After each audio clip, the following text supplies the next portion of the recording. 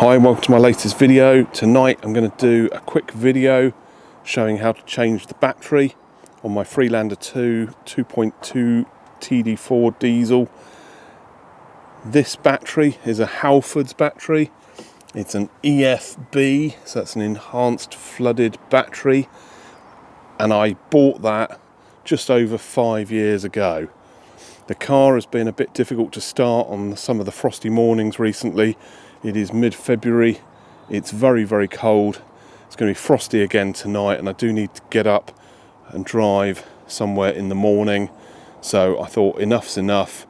This one is now just out of its guarantee, which is annoying.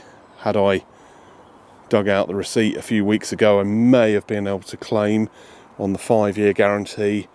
But it seems that when they say it's a 5-year guarantee, it really is 5 years.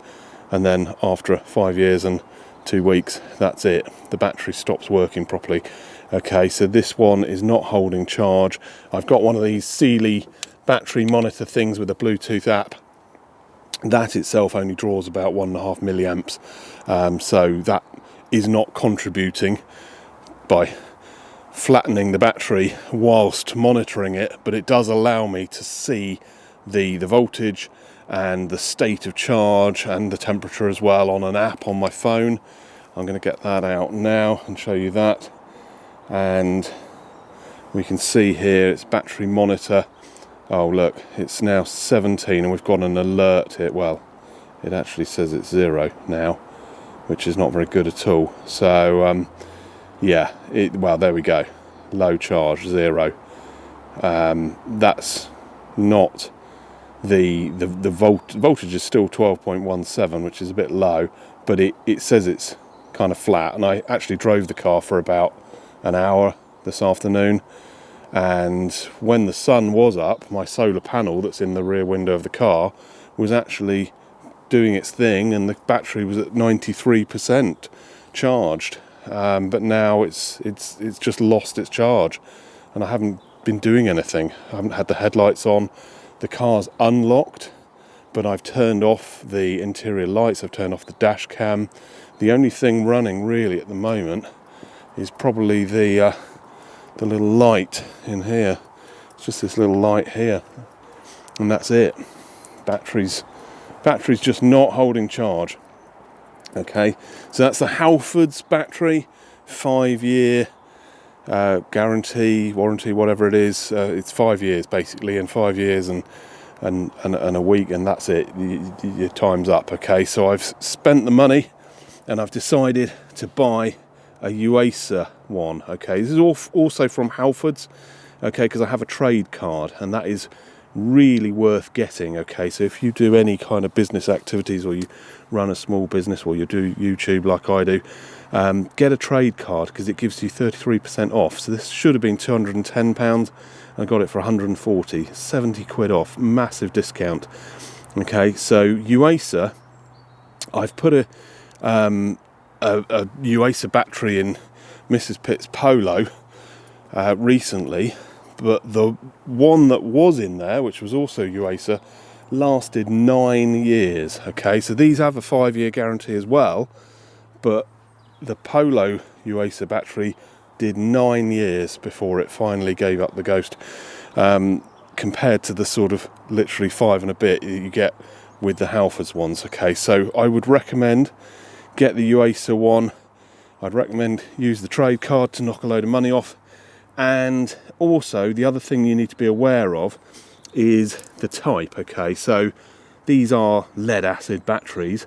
Okay, but if you have the stop start like I've got, then you need either the AGM or the EFB. Okay, so AGM is I think it's advanced glass matte or something like that. I'll put it at the bottom of the screen. Actually, I'll just have to look that one up and confirm what that stands for.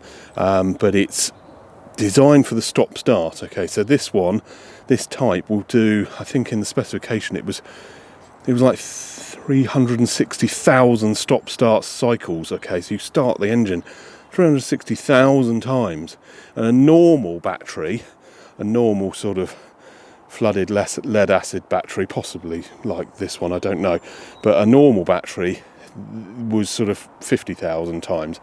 Okay, so it's almost 10 times more often you can start the engine, okay, which is very important with a stop-start. I still think I'd be hard-pushed to do 360,000 starts because most of the year the stop-start just doesn't work because you've got heated seats and heated screen and blowers and headlights and demist and everything on, and it will only do the stop-start. It'll intelligently work that out. So there is a module here, okay, the battery, I think it's called battery control module or something like that, and that will work out somehow by measuring the current and the voltage and that. It'll work out if the battery can restart again easily, okay.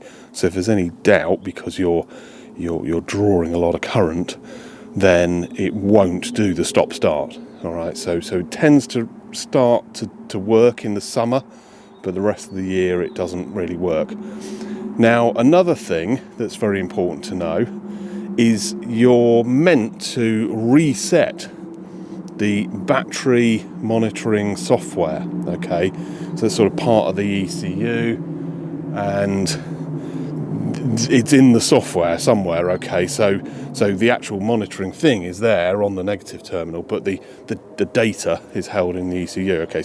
So garages and Land Rover dealers and anybody kind of who's connected with servicing Land Rovers, they will absolutely insist that yes, you have to reset the software. New battery, you've got to do a reset. In my experience, when you put a new battery in, it learns very, very quickly that it's got a brand new battery. Okay, literally within a couple of miles, the stop-start will start to kick in again. Okay, so I've never reset it before, and I've never really had a problem with it, apart from the stop-start sort of not working that often. But I see that as a benefit because I don't like the stop-start. I always press the button to turn it off because I don't like the engine cutting out when I pull up to the traffic lights and that, because it just unnerves me every time it does it. Okay, so if the stop-start doesn't work, that's a good thing for me. Okay, so I know it's not brilliant for the environment and all that sort of thing, but you know, I just see it as a nuisance. So I will try to do the reset though. So I have got my new iCarSoft diagnostics kit machine thingy, whatever it's called. So it's a diagnostics reading code reader. That's what I'm looking to say. It's a code reader, and one of the features that the iCarSoft LR3 does is it can reset that battery monitoring software. Okay, so I'll give that a go and see if it makes any difference.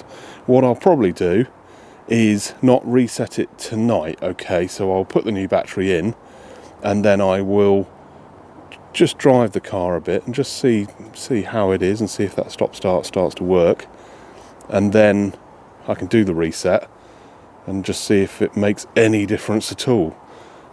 The thing is, once the stop-start is working, what's going to happen when I reset it? It's just going to continue to work. So is it really necessary? I don't think it is. I'll do the reset after a few miles and just see if there's any difference at all in how often it uses the stop-start feature, because really that's all it's going to affect. Okay, right, I'm going to get this battery out now. I've got a lot of cables and that on here. Okay, so you've got the sort of factory kind of cables, but I've got winch cables. I've got cables here for relays and things, for light bars and all the other things, air horns and light bars, I think, are those two relays. There's one there and there's one there, so I'm going to have to kind of carefully disconnect all that off. It's a bit difficult to do this, okay, because you have to sort of like undo everything and kind of sort of peel the cabling back without making sure, you know, nothing sort of touches the terminals or anything like that. A tip there is to take the little plastic caps off the new battery, stick them over the old one, so that you can kind of safely work with the cables flapping around without anything shorting out or touching those terminals. Okay, and then the new terminals, they need to be protected. They need to be sort of protected against corrosion. It's not really lubricated, okay, so it is corrosion protection, but people always used to put Vaseline on the battery terminals, okay, petroleum jelly. You want something on there. You don't want just bare, dry lead terminals. They will corrode. I don't even know if they use lead anymore, I'm not sure, but whatever the terminals are made from these days, they do need protecting. You can use copper grease, okay, so if you look up on Google, there's a lot of people saying, yeah, copper grease is fine to use, okay. I've used that in the past, no issues at all. The correct stuff to use really is what they call dielectric grease, okay, so white lithium grease. This is a spray, which is not ideal, okay, but you can get a tube of white lithium grease, special dedicated battery terminal grease, okay, but it will be probably a white lithium grease or similar, okay, and that is just very good at protecting the battery terminals and also making sure that you get a good, decent current flow where the clamp is actually clamping the terminal, okay, and that's obviously very important. You don't want to kind of smother the terminal in something that's insulating and then put the clamp on and find that it's just not actually making a good contact, okay. So if you do have any kind of like issues where the car sometimes doesn't start or it is sort of hesitant and that, it's always good to just check your battery terminals. I once got in my car, I'd gone for a drive, and at the other end I got back in the car, went to start, and it was just dead, nothing was going on, and it was one of these clamps had actually sort of risen up slightly and kind of come loose because the terminals are slightly conical, and it had just sort of slipped up, and I sort of pushed it down and tightened it up, and the car started straight away. So yeah, something to check. Right, I'm going to put the camera on the tripod. I've got my floodlighty thing on here, and I've got my head torch as well, okay, and it is getting dark and cold, so I'm going to try and do this as quickly as possible, and I'll sort of describe what I'm doing as I do it. Right, okay, let's get some of these things disconnected. So what I'm going to do is I'm going to use a 10mm socket and actually disconnect the positive terminal, and then I'm going to put the plastic cap from the new battery over that. Now the terminals are different sizes. I'm just looking at this, I'm thinking that's quite big actually, but I think they are standard sizes. Okay, we'll find out. Don't want to go and put the new battery in and find out that the clamp is the wrong size. Okay, so right, take that off there. Let's just make sure that okay, that's good. It's a snug fit. There's actually sort of lines inside, down the inside, which sort of make it fit on properly. So that new battery, the same size terminals as the old one. So what I need to do here is to try and disconnect a few of these things. So I'm going to, because I need to really pull this out, I need to take off my little battery monitoring thing for now. Let's just deal with the positive side first. I'm doing the positive first because if you do the negative, you've got to dig down a bit to the actual sort of chassis connection, and of course all this sort of metal around here is then sort of still connected to the negative, and if you then start messing around with positive, there's a risk that things could potentially sort of short out on the chassis. By taking the positive off and putting that cap on, that's it, the car is dead, it's completely dead. Okay, so I'm going to just take my, now I'm going to have to get a I'm going to have to get my socket set. Now in hindsight I should have loosened these off slightly before I actually took that clamp off, because now everything is floating around and it's more difficult, much more difficult. There we go. Right, just loosen that one off.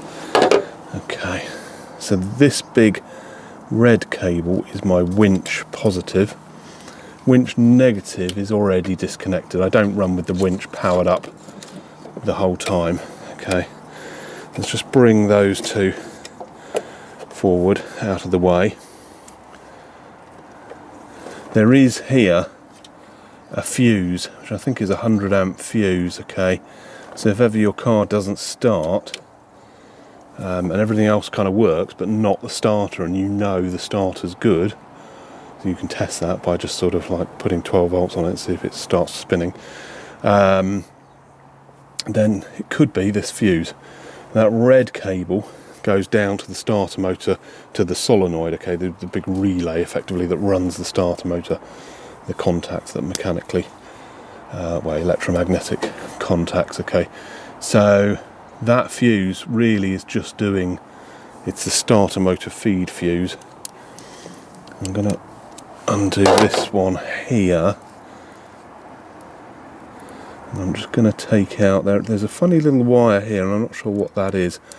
So I'm going to leave that connected. Let's see if that will come off. Yeah, no, I'll take that off as well. Okay.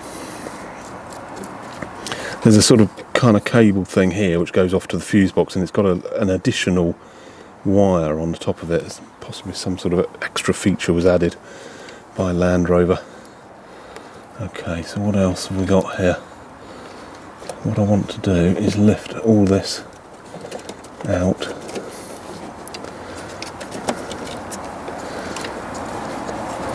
Now we've got a kind of connector thing here.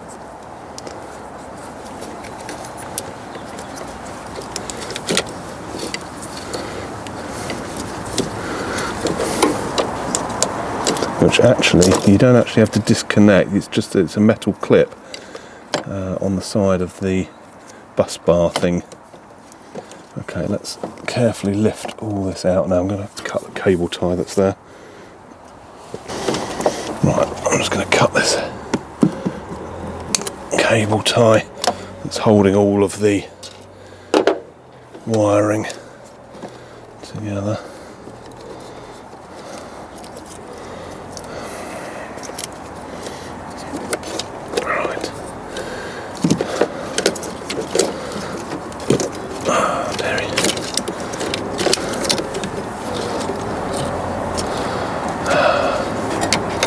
You probably won't have all this extra wiring unless you've fitted extra lights and things.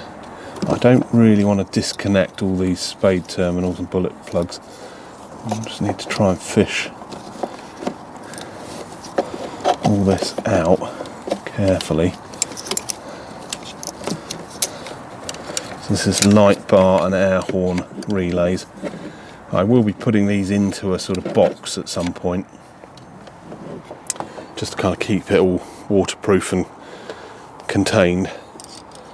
So I'm going to loosen off this nut on the negative. This is a 10mm nut here, and this will allow the relay feed the negative on the battery monitor. Right, let's just get these things out. Extra engine earth strap. Okay, so you will have one of those if you've got the stop start model.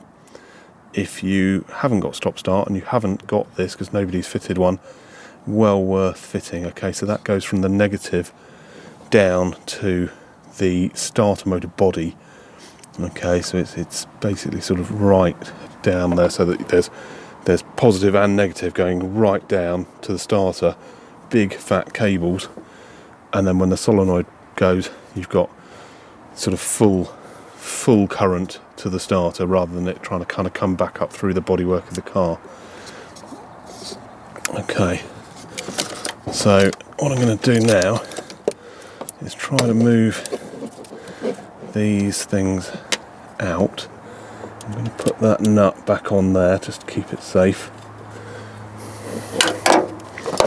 Now these actually slide out. You can pull that kind of grommety thing out from the side of the battery box. Right, so I need to then take the negative clamp off now. 10mm socket. It's a kind of a bit of a funny one at a bit of an angle. Let's get an extension.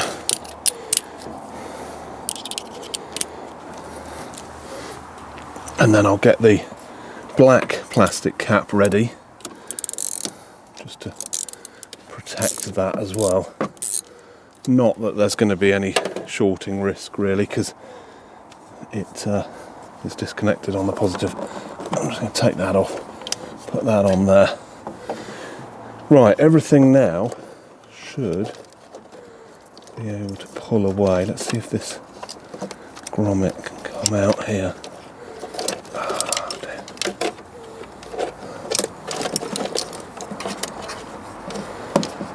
Right, I'm just going to carefully disconnect. Okay, the reason I'm disconnecting that's the feed for the light bar, and it kind of goes just across the top of the battery. It's the only thing going that way, because it goes up that side of the windscreen.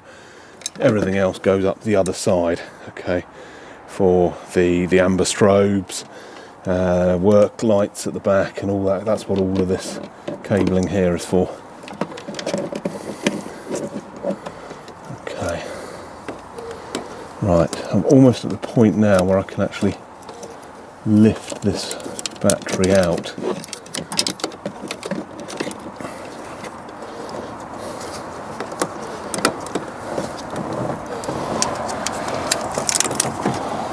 Tuck that down the back. Right, so there's a couple of extra things to do. So this here is a little vent hose. Okay, so it's a vent, just vents any gases out of the battery. Don't know what that would be, probably hydrogen gas. Yeah, this is a bit of a strange one, because it sort of kind of goes down and it comes out of a little hole. It comes out of a hole just below this grommet channel here. It's a little hole, so if any acid does kind of boil over out of the battery, it's just going to dribble down there, which is not great really, because whatever's below that will get dissolved and eaten away. Right, let's try and tuck that out the way. And the only other thing now is this post here. Okay, so this is actually the clamp. So that battery now, you can't lift it. Okay, there's nothing connected to it, but it's being held in by a kind of, there's like a plate with a bolt that kind of holds the kind of foot on the bottom of the battery and locks that in. Okay, so I need to undo this, which will be not a 10mm. Oh, it is a 10mm. It looks smaller than that, but it is a 10mm. Okay. Right, undo that.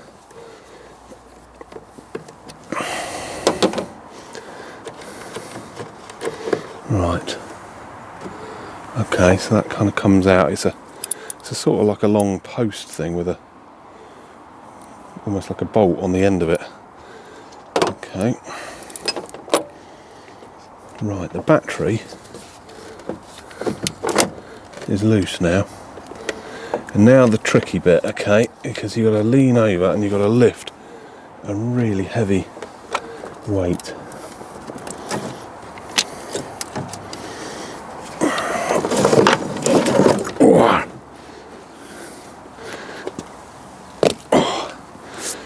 Right, okay, let's have a quick look and see.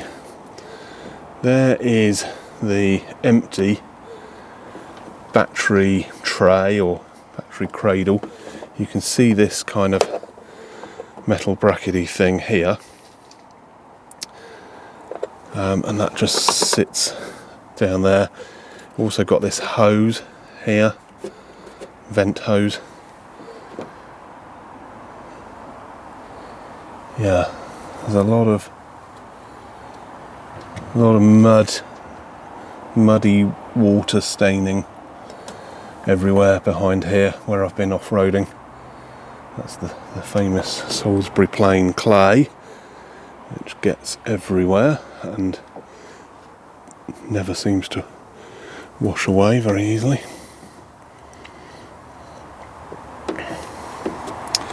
I'm going to get a wet cloth and just give this a bit of a clean around. Just try and wipe away some of that mud that's in the bottom there. I mean, this is plastic, this battery box, but it has got a lot of sediment and that at the bottom there. Old battery is here. Turn that round. Yeah, so you can see this is a stop-start one, EFB 110.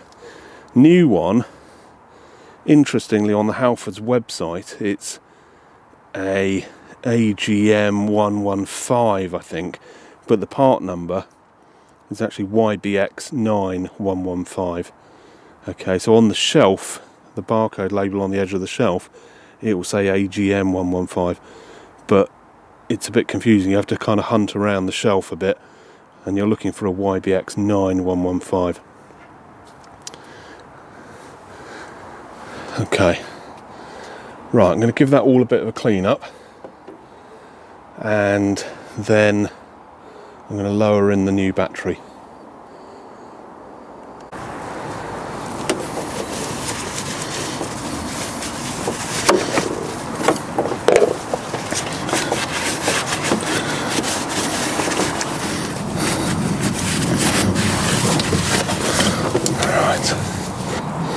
So this, I think, needs to be carefully put in somehow after the battery's fitted, because the edge of the battery has to kind of go underneath that.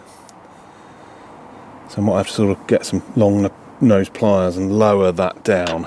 Okay, so if you try and fit the battery with that already in there, it's just going to end up underneath the battery. Okay.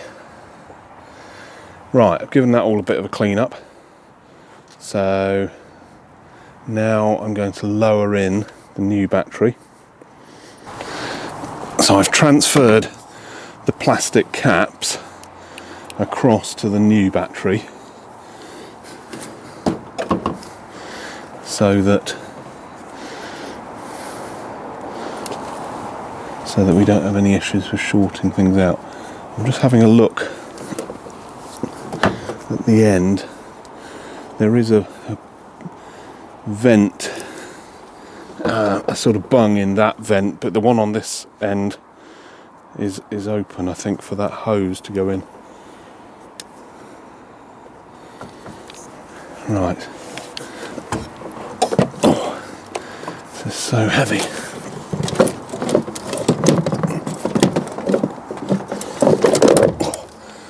Really, really heavy. Quite difficult to do with one hand like that. Right. Now, one thing that I often do is at this point I get a marker pen and write the date on the battery.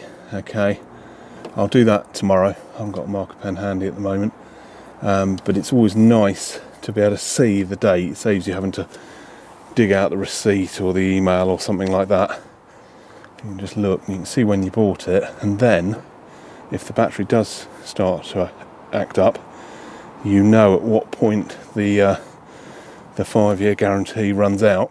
You can make sure you take it back before then.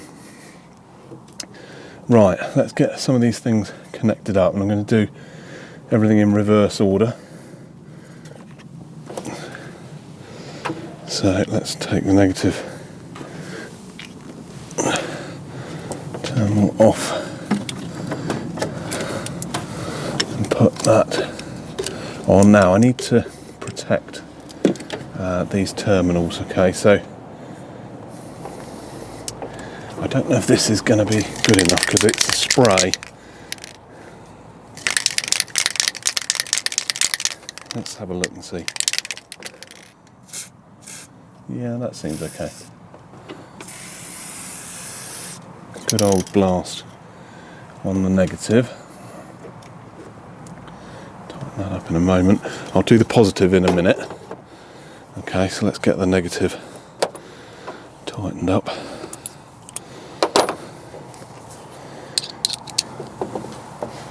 Make sure that's really definitely down before tightening the clamp. Okay. Right. Now I need to get that clampy thing in, don't I? Underneath. So let me find some pliers. Right. Mustn't forget this. Okay, so it kind of sits like that, with those holes there nearest the engine. Okay, so I'm going to try and grab that and put it, work it underneath.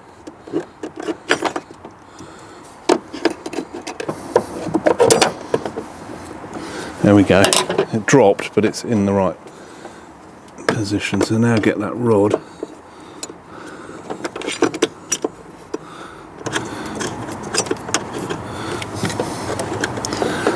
What have we got here? 10 mil.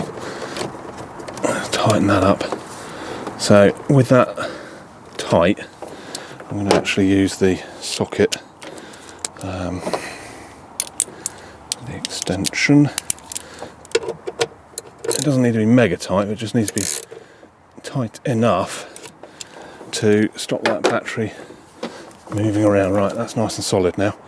Okay, so that's all it has, just one thing there on this corner. There's nothing on that corner and nothing on this side.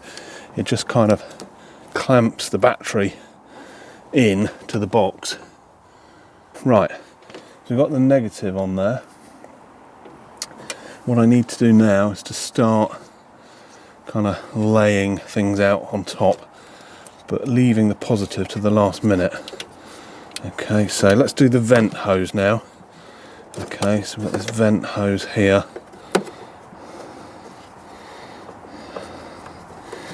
So take that kind of around that post thing and see if that goes in. Yes, it does. Okay, so there we go. So just push that vent pipe in there, but make sure it's not sort of pinched at all. There we go. Not too kind of kinked, otherwise it won't be able to vent. The battery will emit some gases as it charges. I don't know if that's really right. Let's have a look.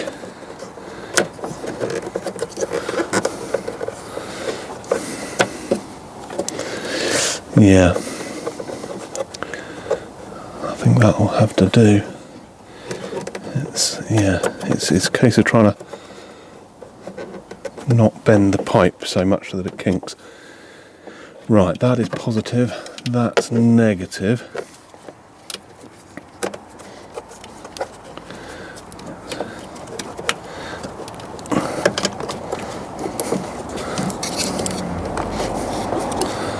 That grommet thing down in there. That vent pipe is okay, that's underneath it. Right, so we need negative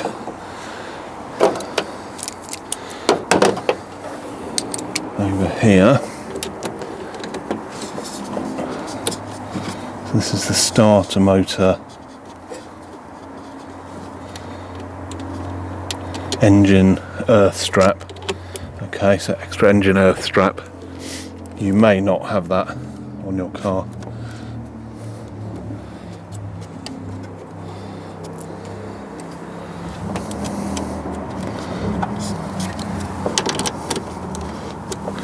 Right, I know there's extra negatives to attach for battery monitors and relays and things like that, but just for now I want to get the important things in.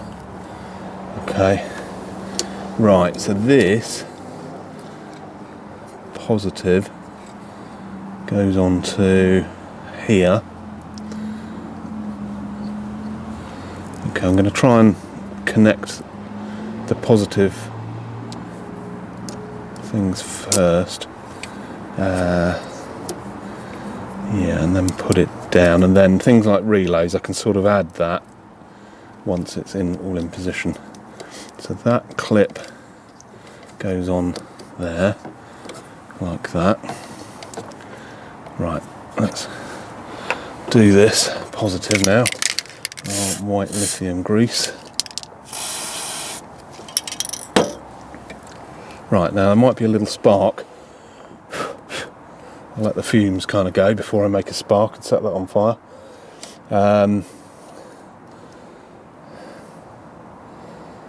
Yeah, that's something to be aware of. I think if you're using spray grease, it's probably got a propellant which could be flammable. You don't want to sort of connect this and catches fire. Right, I'm going to touch this down now. Now, there was a bit of a spark, but you have to be quite quick. Okay, so you have to get that on there, put it on and tighten it up straight away. Okay, otherwise you're going to be, in and out of the contact, and it's going to be sparking away. Right, that one and that one can be tightened fully, okay, because the clamps are on and we need them to stay tight. I'm just going to put a bit more spray grease on top. Okay, all the other connections are on these kind of what they call bus bar. Okay, so it's a kind of big metal bracket that extra stuff connects to. Okay, so I'm going to leave the winch disconnected for now. I am not planning to use my winch tomorrow. If I do need to use it, then I can easily just connect that up again. Okay, but I'm not planning to go off road for a little while. But I will need my air horns and I will need my light bar. Okay, so let's have a look and see what we've got here. We've got two fused positives here and a negative there. Okay, so that one needs to connect on here. Now, you probably haven't got these relays, but you may do if you've got additional lights and things like that. If you want to know how to wire up spotlights, have a look at my 42-inch light bar video. I show a circuit diagram at the end of the video, right at the very end, showing how to wire up either a light bar or spotlights with a relay. You should really use a relay. I mean, some of the LED lights now don't draw that much current, but if you don't use a relay, you're going to be adding that current to your main beam feed. Okay, so the relay means that your light bar or spotlights are then driven with a separate feed and they're triggered from the main beam. Okay, that's the correct way to do it. Right, so what have we got here? Let's put these two on here. Okay, right, so we've got air horns, light bar, which I still need to connect the positive, and then we've got the positive of the battery monitor. Okay, and the negative needs to go over here.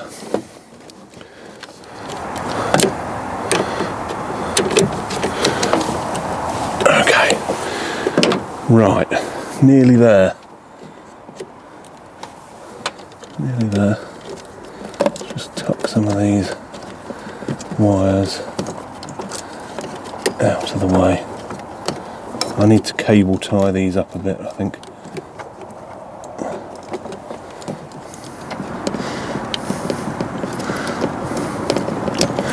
Right, okay. I think that is it. I think that's it. The only thing I haven't connected is the winch, but that can stay disconnected for now. Okay, right. So, let's have a quick look and see what our battery monitor is reading. So it was 17, well it was 0 actually, it was 0. It still says 0, which is odd. It's a brand new battery. Does it think it's disconnected?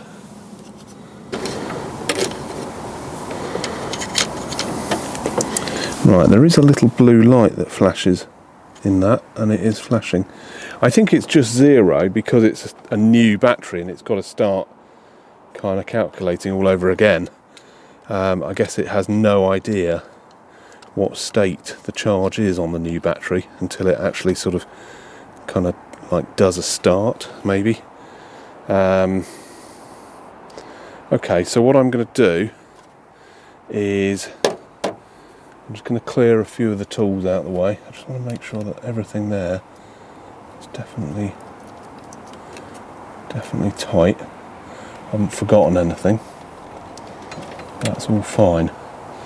Right. Okay, I'm going to start the car. I'm going to clear some tools and start up and just see, first of all, how it starts.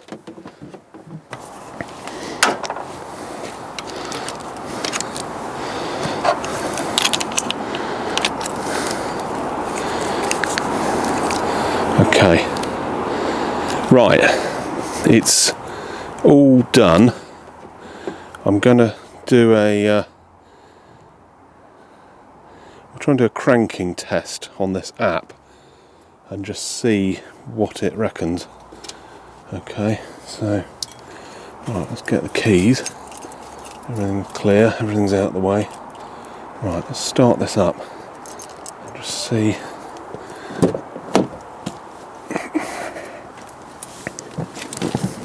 So if I put the phone there,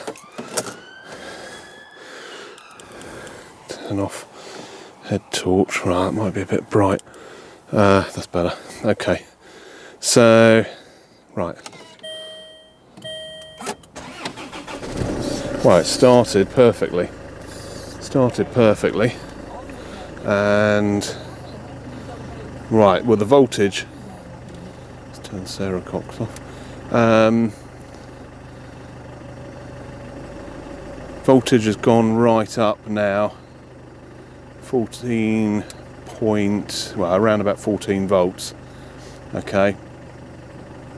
I don't know how I repeat the cranking test. I think it just does a cranking test every time you start the car.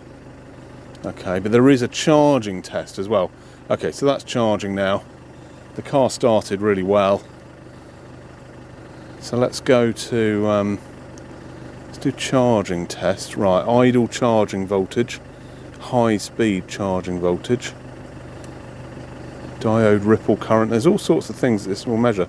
So what I'm going to do here, if I try and go to, yeah, I want a head torch light that's not too bright, otherwise it reflects off the screen. So it says recheck. Right, idle speed test. The vehicle keeps idling. Turn on all electrical equipment. Okay, right, so let's have some heated seats. So we have some heated screens, headlights. I better not put main beam on because it will go straight into my neighbour's house. Air conditioning, yeah, we've got that. Click test. Okay, right. So it's testing. Right, alright, high speed test. Turn off all electrical equipment. Right, so turn everything off again. Right, okay, aircon off, headlights off probably, yeah. Please keep the engine at 2.5 to 3,000 revs. Click test. Okay, right, so let's get some revs up. This is going to annoy my neighbours. Right, it's testing.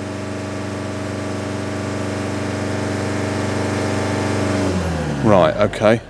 The engine keeps idling. Turn off all electrical equipment. Click test until the end of the test. Okay, so this is diode ripple test now. Right. Okay. Right, okay, well, it hasn't said anything bad is going on. Okay, so we've got idle voltage 14 volts, high speed voltage 14.2, diode ripple 13 millivolts. I have no idea if that's good or not. It's actually a standard range. Okay, so we're right in the middle of the standard range. So yeah, it's all looking good. It's all looking good. That's charging up now. We've got 4% now. So what I need to do is just let that idle for a bit, just to kind of get a bit of charge into that new battery, which would have come with some charge in it, but I think it just needs to run for a bit, and then I'm going to go for a drive around the block and see if the stop-start feature kicks in. It probably won't because it's cold weather. I've got headlights on and heated seats and all that sort of thing, but we'll see. Be interesting to see if it does or not. Okay, so I've just got back from a quick drive around the block. Everything's fine, the car started fine, it's running fine, and the battery is charging up nicely. The stop-start didn't kick in, but I think that's because I had heated seats on and main beam on and things like that. Once that battery monitoring system learns that it's got a brand new battery, it will probably start doing stop-start, but only when I'm not using lots of electrical components on the car. I will do a battery monitoring reset using my code reader. I'll do that in a separate video. Before I end this video, I just want to show you a couple of things that we'll need doing after changing the battery. Okay, so the electric windows and the clock and the central locking will need to be reset. Okay, so if I do that, if we put the window down, and then when you go up, see, it's not single shot. Okay, so to reset that, get the window all the way up and then just lift both buttons, left and right, front windows, and you hear a click, and then it's single shot. Okay, so that's how you do the windows.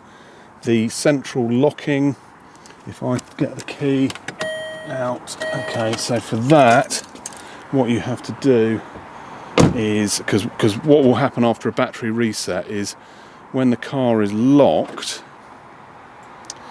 the mirrors haven't gone in. Okay, so that's another thing. That's an interesting one.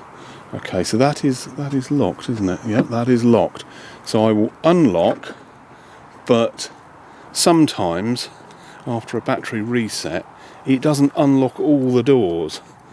Yeah, you see, that's locked, you see. It's only unlocked the driver's door. Yeah, so what you do is close up, lock the car, and then you press both lock and unlock buttons. Okay, now I'll try and do this. This is going to be really difficult to film. Okay, so I'm going to try and hold the camcorder and film it. Press both buttons and you hold them in until you get an indicator flash. Okay, so you have to hold them in for about 5 seconds. Now when we unlock, right, we should find all doors are unlocked. Yeah, they are. Okay, so that is how you reset the central locking. And the final thing is the clock. Okay, which if I just do that, okay, so let's just dim my little light a bit. Oh, it's all right. Let's just start the ignition just to stop the dinging. Okay, so the clock is sort of zeroed out. Well, it's like hyphens. Okay, so we go menu, and then you go down to clock. Well, you have to turn it, oddly, you have to turn it clockwise to get to clock, and then you press to go in, and then 24 hour, and then set the time, which is, what is the time? 6:51 p.m. Okay, so wind that up to 18 and then you press across 51. You can go backwards, okay, so it's easier. Backwards, done, and then exit. There you go. It's sat 651, 651, 651. Why Land Rover felt the need to give us 3 clocks on the dashboard, I have no idea. But that's that. Central locking and the clock and the windows. Now, the power fold mirrors were another thing. I'm just closing the door up. If I just put the ignition back on, let's just see if those power fold mirrors, yeah. No, they're both going in now and both going out. It didn't seem to put the mirrors in when I first locked it. I don't know what was going on there. I haven't ever seen the power fold mirrors not work after a battery reset. It's usually the windows, the central locking and the clock, those 3 things. The mirrors are working correctly now, so I don't know what was going on there. But that is it. That is it. A battery change. I'll do the reset of the battery monitoring software in a separate video, but for now the car has a new battery. I know that it will start tomorrow morning in the frost. I hope this video was useful. Thank you very much for watching. Don't forget to like and subscribe. I'll see you in the next video. Pit Lane Kitty and I say bye.